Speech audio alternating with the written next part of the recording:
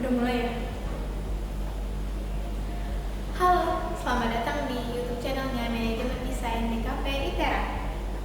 Kenalin, nama saya Anissa Kurniautari dari kelas Manajemen Desain B yang diampu oleh Pak Namuri Migotuyo SSN MSN. Nah, pada kesempatan minggu lalu, kita telah membahas tentang dasar-dasar manajemen. Sekarang, saya akan membahas tentang sektor operasional di industri kreatif.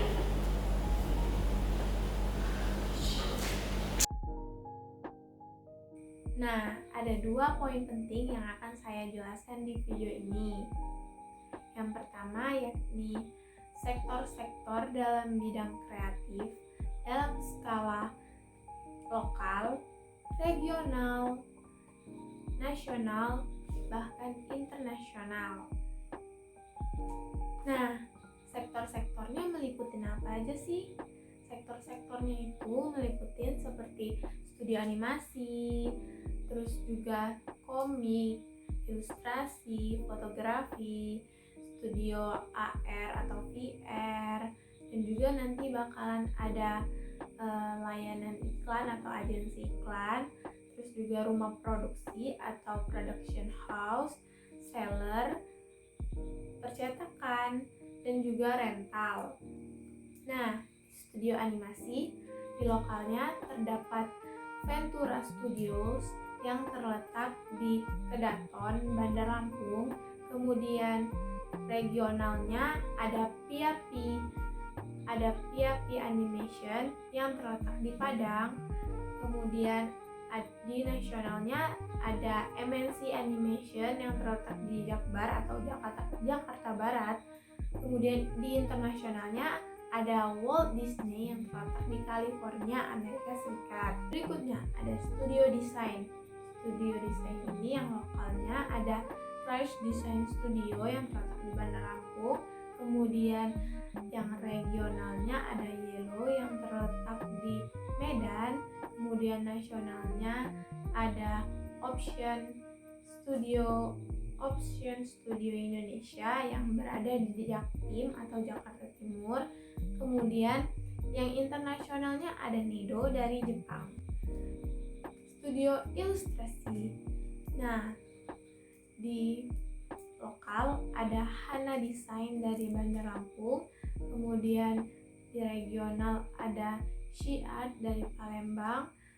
Terus nasionalnya ada Caravan di Jakarta, dan juga internasionalnya ada Todomachi di Indonesia. Punya studio fotografi.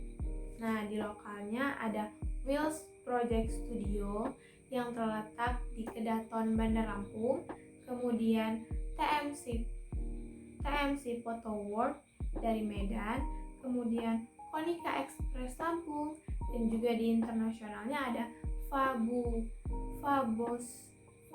Fume di Indonesia. Berikutnya Studio AR atau VR. Lokalnya ada Expo di Lampung, kemudian ada VR Studio. Terus di nasionalnya ada Wirgub di Jakarta. Kemudian internasionalnya ada Octagon Studio. Berikutnya ada Studio Komik. Yang lokalnya terdapat MGP di Bandar Lampung. Kemudian regionalnya ada Like Komik di Palembang. Kemudian nasionalnya ada Zetamin di Batam, dan internasionalnya ada Mapet. Kemudian ada Freelance. Lokalnya ada Hari Kurniawan di Bandar Lampung, Sofyan Freelance di Palembang, kemudian The Mata Merah, dan juga di internasionalnya ada Kenta dari Jepang. Selanjutnya ada Production House. Nah, di Production House ini di lokalnya ada Big Soft House Production yang terletak di Kemiling, Bandar Lampung. Kemudian di regionalnya ada Rumah Produksi Seni yang digarap oleh anak-anak Sumatera Utara. Kemudian di nasionalnya ada Mrs. Film Indonesia, Dan juga di internasionalnya ada Mappa Studio dari Jepang. Kemudian ada seller.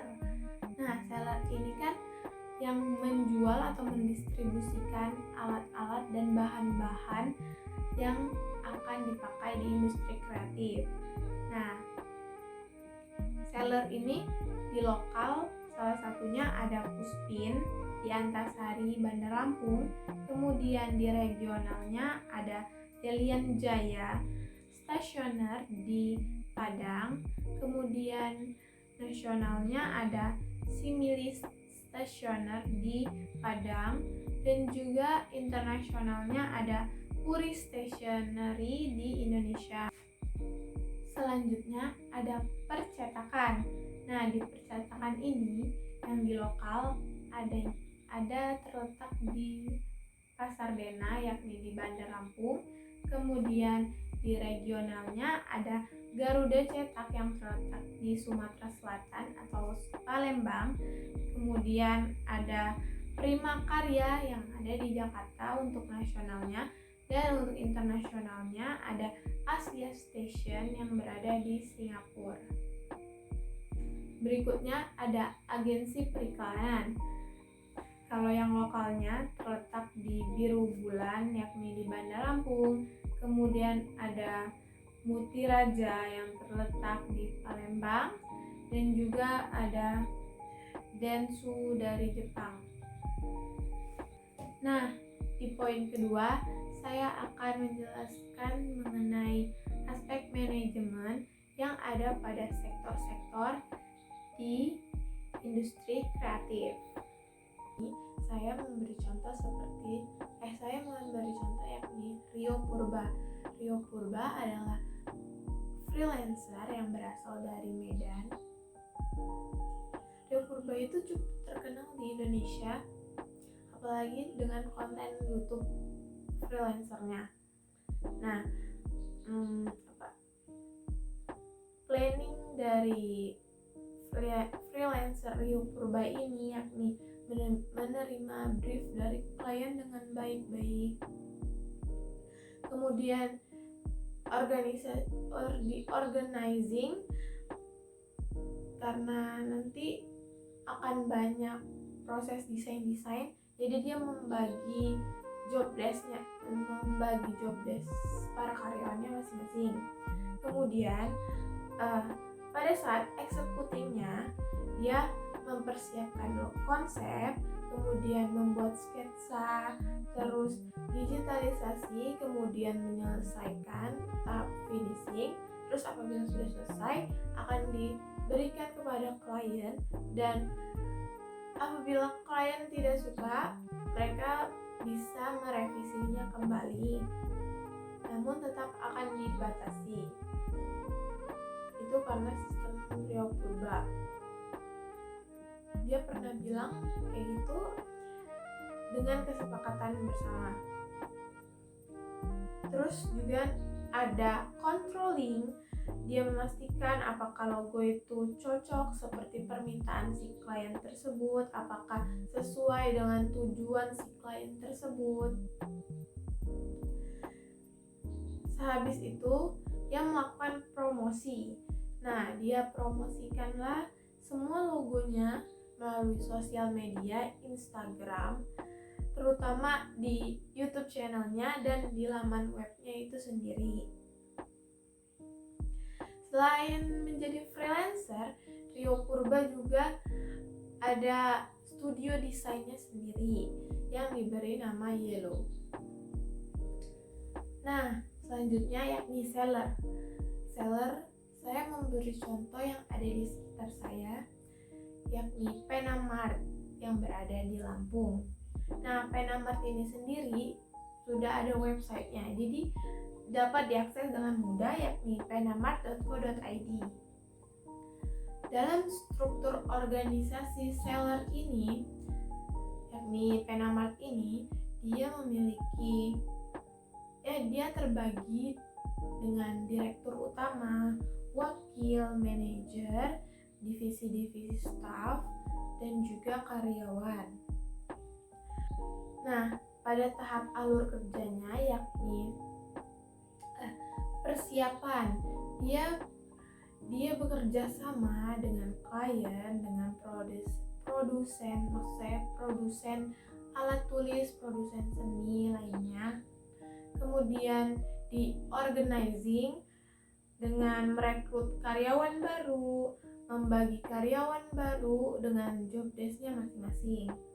Kemudian ada tindakannya ini yakni menjualkan produk alat tulis tersebut dengan harga yang terjangkau, yang sesuai di pasaran pada umumnya. Lalu setelah itu dia bekerja sama juga dengan agensi iklan guna memperkuat penjualan pemasaran produk yang dia jual.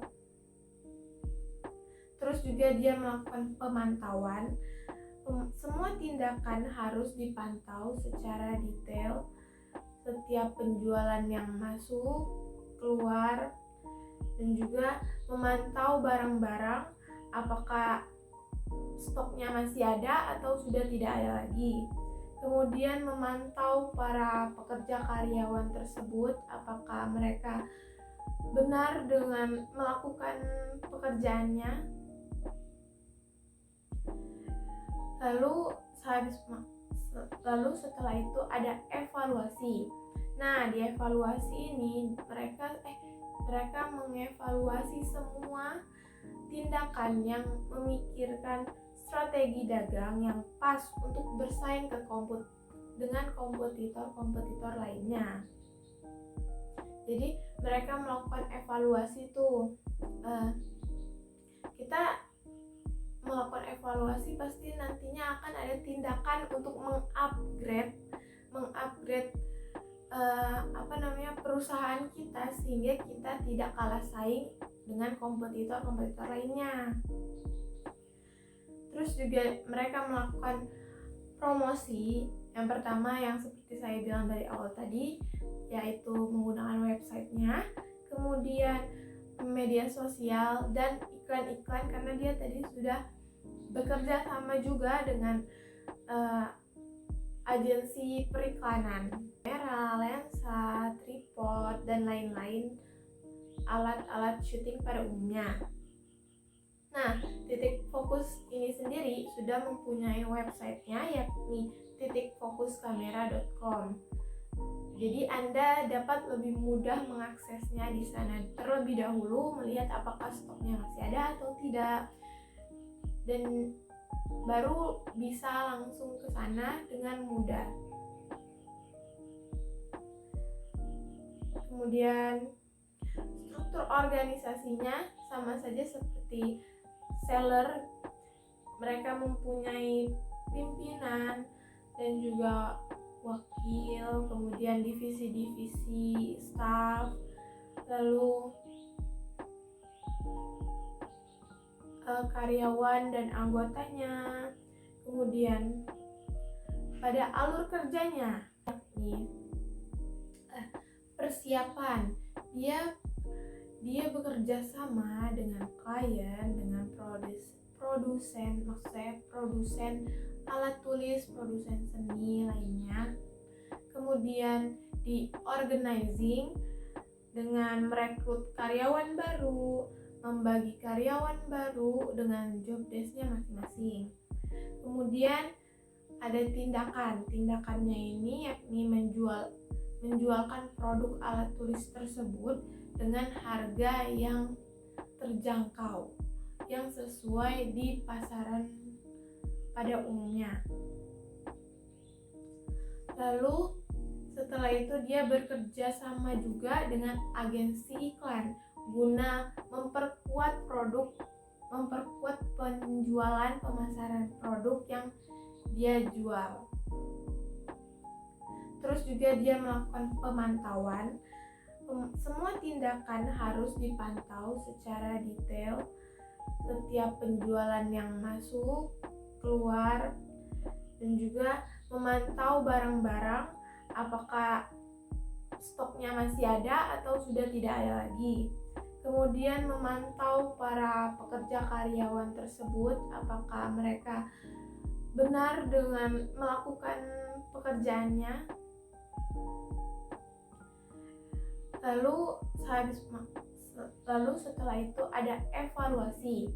Nah, di evaluasi ini mereka mengevaluasi semua tindakan yang memikirkan strategi dagang yang pas untuk bersaing dengan kompetitor lainnya.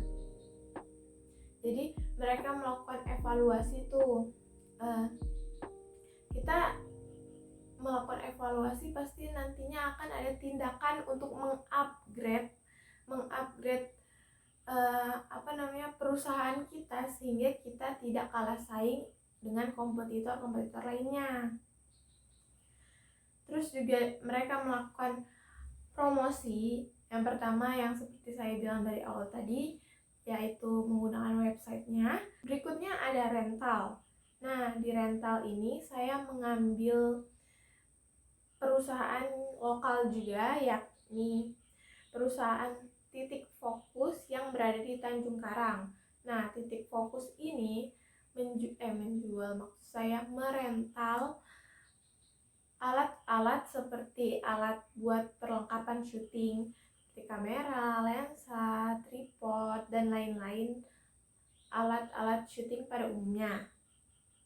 Nah, Titik Fokus ini sendiri sudah mempunyai websitenya, yakni titikfokuskamera.com.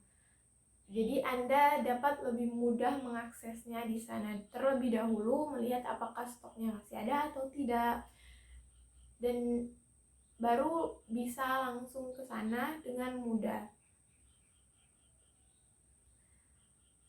Kemudian struktur organisasinya sama saja seperti seller. Mereka mempunyai pimpinan dan juga wakil, kemudian divisi-divisi staff, lalu karyawan dan anggotanya. Kemudian pada alur kerjanya tersebut, di tahap persiapan dia menentukan tuh apa saja posisi-posisi yang pas yang diperlukan untuk perusahaan ini. Kemudian juga dia mempersiapkan alat-alat apa saja sampai sedetailnya, karena alat-alat ini yang akan menjadi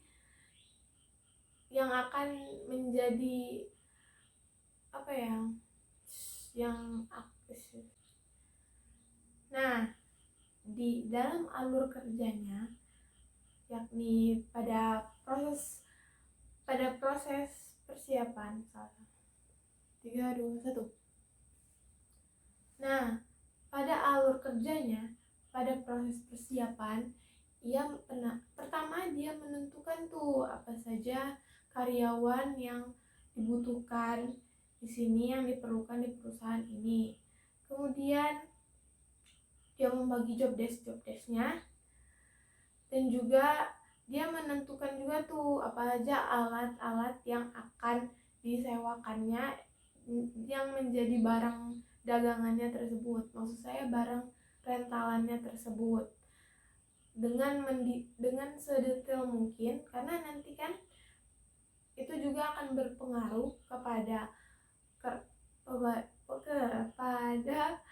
masyarakatnya perlu apa gitu kan. Kemudian di pengorganisasian atau organizingnya, dia merekrut anggota dulu, lalu menentukan bagian apa yang pas untuk karyawan-karyawannya tersebut. Baru dia membagi tuh organisasinya, membagi bagian-bagian karyawannya tersebut sesuai job desk-nya masing-masing. Terus juga karena itu perlu, karena ada karyawan yang mungkin tidak tahu apa itu detail-detail kamera. Nah, itu kan akan membahayakan perusahaan tersebut, takut nanti alatnya kenapa-napa. Nah, pada tahap eksekusinya, ketika ada customer tuh yang ingin menyewa kamera, lensa, atau alat-alat yang disewakan di situ. Nah, para karyawan meminta kartu tanda pengenalnya, bisa berupa KTP, KK, atau kartu tanda pengenal lainnya. Dan juga uang sewa. Nah, uang sewa itu tersebut dibagi dua gitu kan. Ada DP dan ada pelunasan. Dikarenakan takutnya nanti terjadi apa-apa. Dan juga kartu tanda pengenal tersebut digunakan maksudnya sebagai jaminan apabila alat-alat seperti kamera, lensa, dan lain-lain tersebut ada masalah atau apa-apa, itu jadi pertanggungjawabannya. Nah, berikutnya ada pengecekan. Di tahap pengecekan ini, seperti yang saya bilang sebelumnya, si para karyawan itu mengecek tuh apabila customer tersebut sudah mengembalikan kameranya. Kemudian dicek oleh para karyawan tuh apakah kamera tersebut masih bagus atau sudah kenapa-kenapa oleh si customer tersebut. Itu makanya kartu tanda pengenal itu diperlukan untuk sebagai jaminan pertanggungjawabannya. Kemudian setelah pengecekan ada evaluasi. Nah, perusahaan melakukan evaluasi dengan membicarakan permasalahan apa yang ditemui saat melakukan transaksi, terus melakukan proses pada dagangannya tersebut. Dan juga memikirkan strategi baru nih untuk memasarkan jasanya ke depannya gimana, karena kita itu ada kompetitor yang lainnya, seperti yang saya bilang tadi di reseller tadi. Karena kita ada kompetitor, kita harus mengupgrade tuh apa aja kekurangan kita sehingga kita bisa menjadi yang lebih baik lagi. Terus sehabis evaluasi maksud saya dia melakukan promosi lagi kan, promosi ke agensi iklan. Kemudian mereka juga menggunakan media sosial dan juga websitenya tadi. Nah, untuk studio animasi, saya memberi contoh yakni Studio Kumata yang terletak di Bandung. Studio Kumata tersebut sudah memiliki website yang dapat diakses yakni kumatastripstudio.com. Dan juga maksudnya struktur organisasinya, karena terlalu banyak, dapat Anda akses di websitenya tersebut. Dan juga saya akan memberikan fotonya, karena menurut saya terlalu banyak jika saya sebutkan satu persatu. Nah, di tahap organizingnya, dia melakukan proses melanjutkan brief pada tim. 3, 2, 1. Nah, di tahap organizingnya, dia melanjutkan brief tersebut kepada tim dan juga membuat konsep, membagi tugas, job desknya masing-masing, siapa yang membuat storyline, storyboard, dan lain-lainnya. Kemudian ada executingnya atau motivatingnya, yakni melakukan pembuatan dan menjaga kinerja tim tersebut. Terus juga mereka melakukan controlling dengan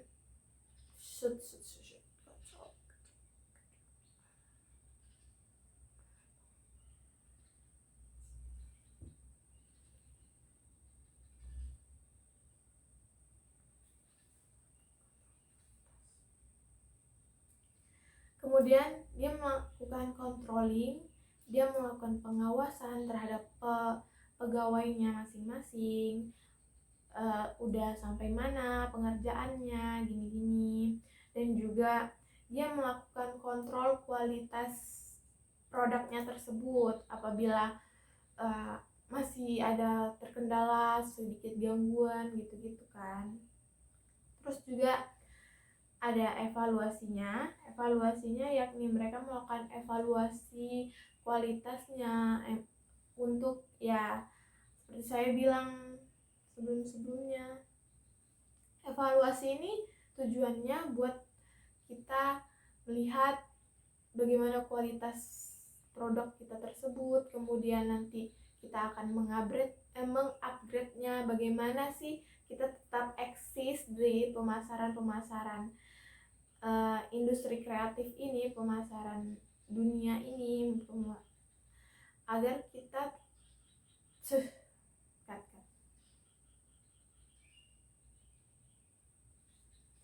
Nah, pada tahap evaluasi ini tentu saja mereka melakukan tuh apa saja kesalahannya, terus bagaimana solusinya, apakah kita perlu mengupgrade lagi skill-skill kita agar kita bisa bersaing dengan kompetitor-kompetitor lainnya gitu-gitu kan.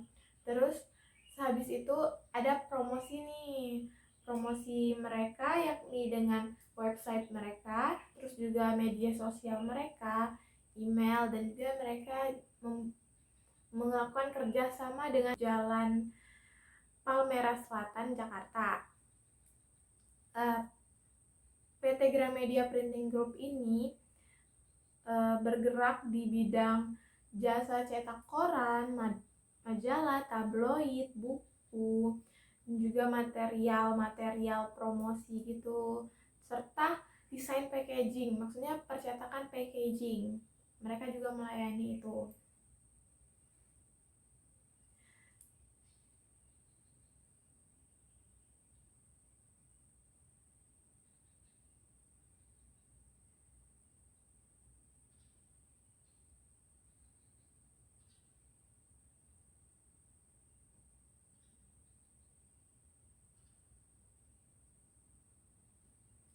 Nah, untuk di bagian organisasi grup tersebut, mereka dibagi menjadi per divisi-divisi, yakni seperti divisi humas, divisi public relationship, dan masih banyak divisi-divisi lainnya seperti yang ada di samping. Tuh. Nah, alur kerjanya gimana sih? Ya, dia mencetak produk yang sudah siap dicetak, maksudnya sudah didesain, sudah ditulis dengan rapi, layoutnya udah masuk ke tahap finishing, kemudian dia mencetak, lalu dia mendistribusikan. Nah, distribusi ini merupakan proses terpenting dalam suatu perusahaannya. Kemudian ketepatan waktunya juga, kualitas barang saat tiba hingga saat rendahnya biaya yang dikeluarkan untuk beberapa faktor yang kemudian untuk agensi iklan atau periklanan tersebut, saya mengambil contoh yakni perusahaan Hafaz Group Indonesia yang terletak di Jalan Iskandar Raya, Jakarta. Nah, Hafaz Group Indonesia ini juga memiliki website yakni id.hafaz.com. Kemudian gimana sih alur kerjanya? Sabar.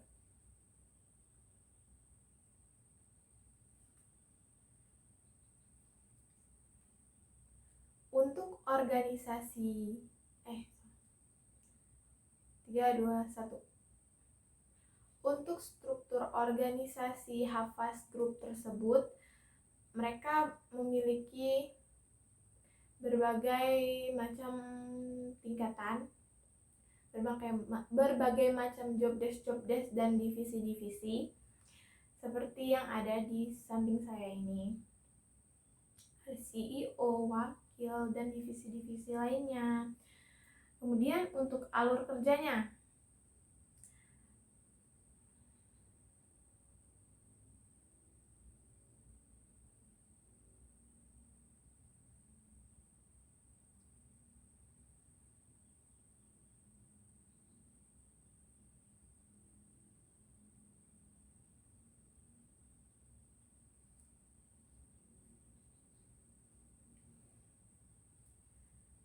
nah, mereka memahami di mana menemukan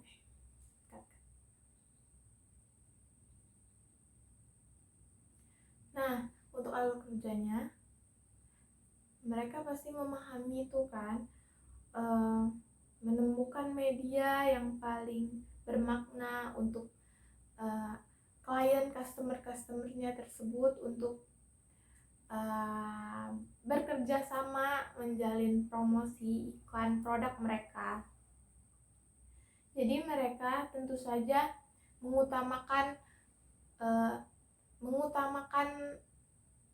totalitas, mengutamakan skill mereka, meningkatkan skill mereka, dan juga keunikan mereka tersendiri, keunggulan mereka tersendiri. Mereka juga membangun pengalaman media untuk menghubungkan klien dengan audiens target. Audiens targetnya yaitu orang yang ingin membeli produk si customer kita tersebut. Maksudnya konsumen, dengan kata lain konsumen lah. Production house, seperti yang Anda lihat sendiri, ini merupakan salah satu kegiatan dari production house itu sendiri. Salah satu production house yang saya ambil untuk saya bahas yaitu tentang Zany Bros. Oke, mungkin cukup sekian penjelasan dari saya tentang sektor operasional di industri kreatif ini. Tungguin ya di part-part video saya selanjutnya. Jangan lupa like, komen, dan subscribe karena subscribe itu gratis. Dan juga bagi kalian yang penasaran tentang DKV ITERA bisa subscribe YouTube channelnya DKV ITERA.